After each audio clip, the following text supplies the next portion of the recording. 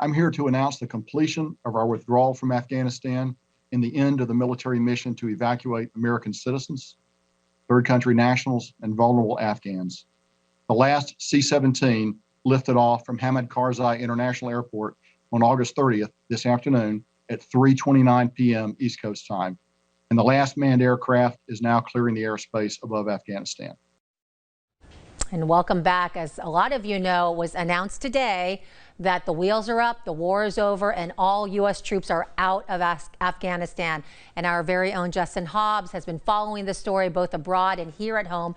And one of those stories here at home is a local veteran who you've been speaking with, who served in Iraq against terrorist groups. And that local veteran, Zach Garretson, is joining us now. We're so honored to have him. Thank you for giving us your time, Zach. Yes, and Zach, thank you so much for your service as well. Now, Zach, just about a week ago, we were speaking, and this is the time where we were still seeing these evacuations. This new news today that we've got the people out, boots are off the ground, the war is over. How are you feeling about this? Well, again, there's a bit of a conflict in my feelings on it.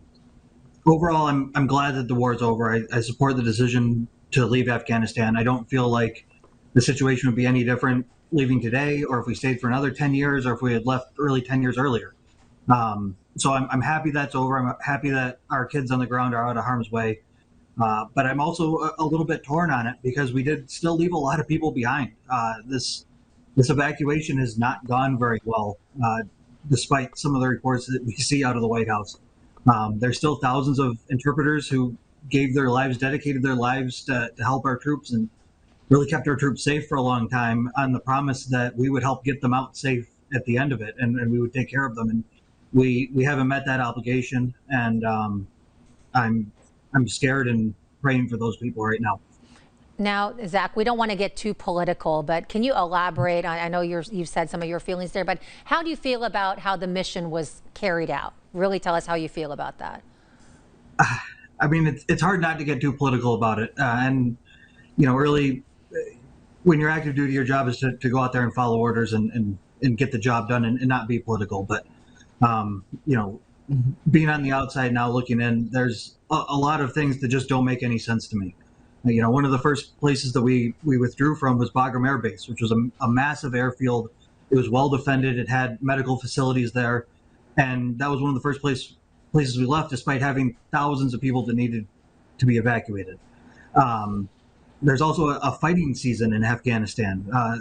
Because of their farm season there, all the men pretty much have to help farm for several months towards the winter, and the fighting pretty much stops during that time. If you look at our casualties month by month throughout the 20 years we were there was hardly any combat deaths in the months between like December and May. So then to choose to leave in August, which is at the peak of their fighting season, doesn't make much sense either. I know that they've been saying that anyone who can get to the airport of Kabul can be evacuated, but the Taliban controlled the country, and Afghanistan's about the size of Texas. Imagine having to go from Amarillo to Houston to leave when Texas is controlled by the Taliban. It's not that easy, and I feel like we left a lot of people behind because of that. Yeah, and I want to switch gears just a little bit. Many Americans like yourself fought to prevent this day from happening, where they take over. I mean, we heard the gunfire as the last plane left. Give us civilians a perspective of how this affects mental health of those who have served. Well, I think if you talk to a lot of veterans, they'll tell you that the reason they signed up to do this job is so that the average civilians back here in America don't really have to worry about that. They can go about their lives without worrying about terrorist attacks and the horrors of war and all those things. But we're kind of in a situation now in this country where we're in a mental health crisis. It extends beyond just the military. But I think the veterans are definitely hit the hardest with it because of the things that we've seen. And sometimes when there's a crisis, you have to start making people uncomfortable so they understand that it's such a crisis. An example of that is looking at how the criminal justice system is working in other areas, and we've had to do things to make people uncomfortable to realize that. Well, I think it's time that people need to become uncomfortable about what's happening with our veterans, with mental health, with the horrors of war, and a lot of that people are seeing for the first time now, watching this evacuation unfold, seeing that awful carnage from the bomb that went off outside the airport the other day. people are seeing it and realizing that this is what our troops have been dealing with for 20 years straight, nonstop. And you can't just forget about that overnight. No, I have an uncle who was in the Vietnam War, and he will never forget. So yeah, I'm very familiar with that. So obviously you feel, as you just spoke to us about how important mental health help is needed for service members and honestly anyone in general. What as a veteran, what kind of mental health help can be given to veterans, and what should they be offering to veterans? Well, the VA has a bit of a reputation, and a lot of that's pretty well deserved. I feel like there's a lot of good people at the VA who try really hard to help veterans out and make sure they have the services that they need. But they're so overloaded with people because we've been at war for 20 years that they just can't keep up with the demand. And a lot of times, veterans I talk to, my own personal experiences, you kind of just feel like a number in their system. And it's not really personalized care. And that's a lot of times what people need is to have that connection again, especially after leaving the brotherhood that you have in the military. To just go and kind of get treated like a number somewhere isn't really helpful. No, you don't deserve to be treated like a number at all. I completely agree with you. Yeah, and Zach, you know, talk about that brotherhood as well. I know you got involved with an organization, Operation Warrior Resolution, kind of becoming your brotherhood. How's that organization helped you?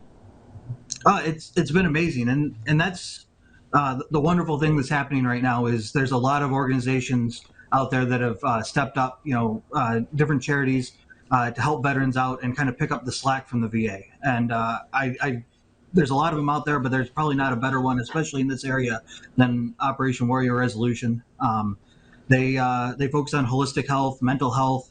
They do equine therapy for veterans. They have retreats every couple months. Really kind of outside the box thinking and kind of bringing that brotherhood back for all the veterans that are missing it.